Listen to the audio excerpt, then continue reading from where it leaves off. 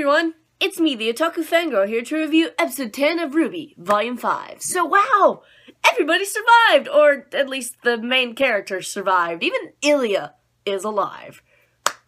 Thank you, because I was so scared that Blake's parents were going to die, either one of them or both, but they survived. And man, we had a long episode this time. It was like 19-something minutes or something like that, and I'm like, oh dang, so strap in.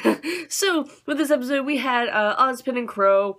Basically, they figure out, yeah, Lionheart, yeah, that guy, don't trust that guy, and RWBY and the Ozpin and Crow have talked about the relics and yada yada yada. And I'm like, okay, that's cool conversation, all. I get it. Let's move on. Raven is also in Haven.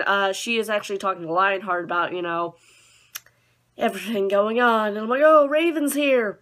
That's not good.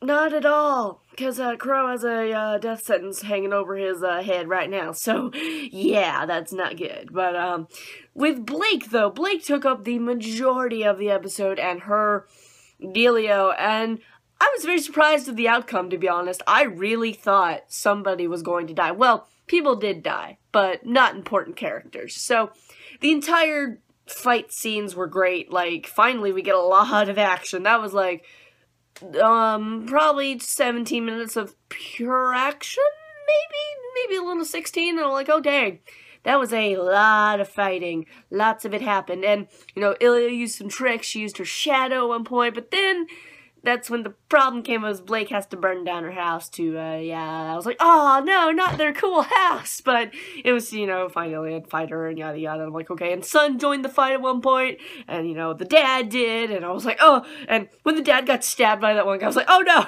he's gonna die, but no, he was fine. Like, when he was holding up that thing, I'm like, he's gonna get stabbed in the back, but Blake stopped that from happening, and that one guy got that, thing crashed on top of him and died. Yeah, that guy's dead. The other, White Fang guy, though, he's alive, so there's that. They have, I guess him in custody now. And, but yeah, the other one with the cool ears, he's dead. Dang it, he had cool ears. I was kinda, I wasn't sad about him. I'm like, aw, not the guy with the cool ears, why don't the other guy die? But anyway, so yeah, after all the fighting, there's actually a point when, Son was fighting Ilya, and I'm like, Son, don't kill her, not in front of Blake. But, yeah, so it all's well that ends well, sorta. Here's the thing, though, is that, you know, now Blake rallies some troops. She gives a passionate speech, and like, this is what the Faunus have done, this is what Adam is showing a message, and we need to fight. And I'm like, there you go, Blake. There you go. And, Ilya is actually the first one who's like, you know, I'll fight with you if you'll have me. And I'm like, okay, so Ilya gets some redemption here, alright. And Blake forgives her. And I'm like, Blake?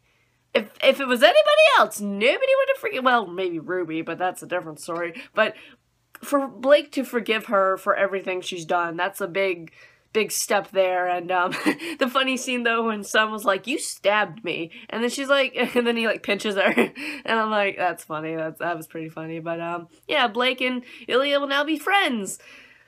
Possible, I hope the lovers thing doesn't happen, because I ship Blake with Son, so it's like, yeah, let's just keep Ilya and Blake friends? Please? Rooster Teeth? Like, that's what I'm a little worried about now that Ilya is on the, I guess, good side, because it's like, she was on the bad side, but whatever. Anyway, it's just like, yeah. So now they're gonna get people in boats, and they're gonna head to Haven, and they have 2 weeks, so this is happening before all the events of what RWBY and them are doing. Its timelines are confusing, but I get it. I'm like, okay, so this was yeah, So, because for RWBY, the whole, when they want to do the attack on the moon, when the moon's like full or whatever, and that's like tomorrow where RWBY is, I think, is what I remember, so yeah, timelines, confusing, but yeah, this episode was pretty great. It had good action, you know, good moments, all the forgiveness, and yep. So what do you guys think of this episode? What do you think is gonna happen next? And I'll see you guys in whatever I review next. Bye!